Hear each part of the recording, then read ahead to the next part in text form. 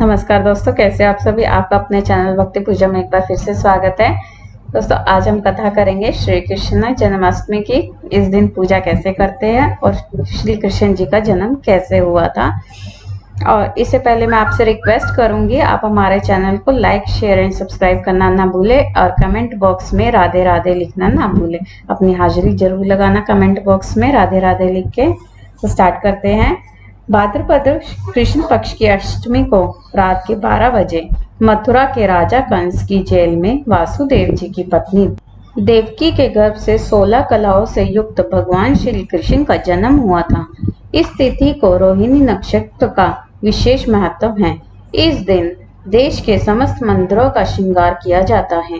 कृष्ण अवतार के उपलक्ष्य में झांकियां सजाई जाती है। भगवान श्री कृष्ण का श्रृंगार करके झूला सजाया जाता है। स्त्री पुरुष रात के 12 बजे तक व्रत रखते हैं। रात को 12 बजे शंख तथा घंटों की आवाज से श्री कृष्ण के जन्म की खबर चारों दिशाओं में गूंज उठती है। भगवान श्री कृष्ण की आरती उतारी जाती है और प्रसाद बांटा जाता है। प्रसाद ग्रहण कर व्रत को खोला जाता है। इस साल श्री कृष्ण जन्माष्टमी किस दिन मनाएंगे, क्या मुहूर्त है, वो सब मैं आपको डिस्क्रिप्शन बॉक्स में दे दूंगी। आप वहां पे जाके चेक कर लेना। और आगे हम कथा करते हैं।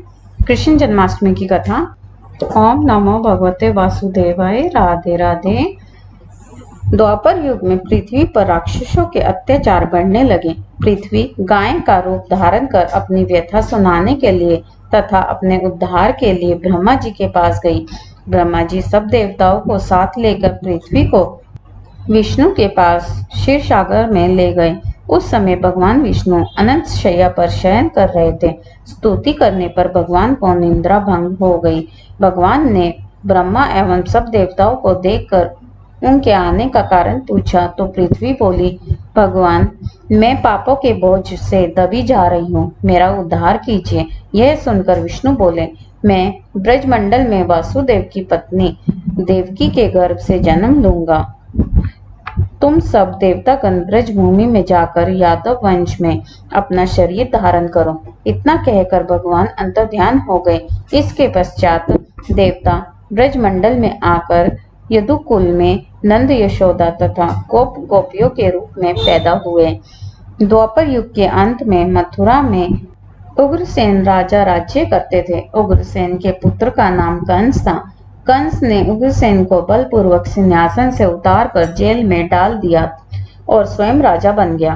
कंस की बहन देवकी का विवाह यादव कुल में वासुदेव के साथ निश्चित हो गया। जब कंस देवकी को विदा करने के लिए रथ के साथ जा रहा था तो आकाशवाणी हुई कि हे कंस, जिस देवकी को तू बड़े प्रेम के साथ विदा कर रहा है उसका 8वां पुत्र तेरा संहार करेगा। आकाशवाणी की बात सुनकर कंस क्रोध से भर कर देवकी को मारने को तैयार हो गया। उसने सोचा, न देवकी रहेगी न उसका पुत्र होगा।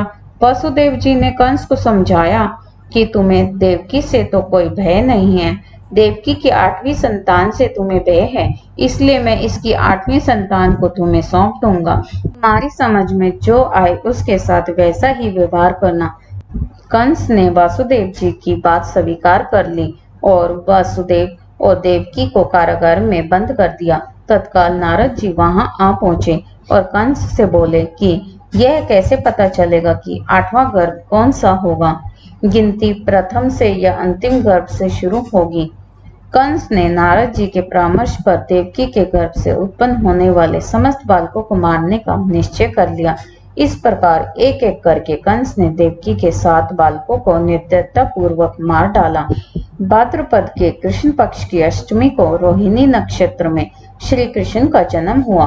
उनके जन्म लेते ही जेल की कोठरी में प्रकाश फैल गया। वासुदेव देवकी के सामने शंख, चक्र, गदा एवं पदधारी चतुर्भुज भगवान ने अपना रूप प्रकट कर कहा, अब मैं बालक का रूप धारण करता हूँ। तुम मुझे तत्काल गोकुल में नंद के यहाँ पहुँचा दो और उनकी अभी अभी जन्मी कन्या को लाकर कंस को सौंप दो। तत्काल वासुदेव जी की हथकड़ियां खुल गई। दरवाजे भी अपने आप खुल गए।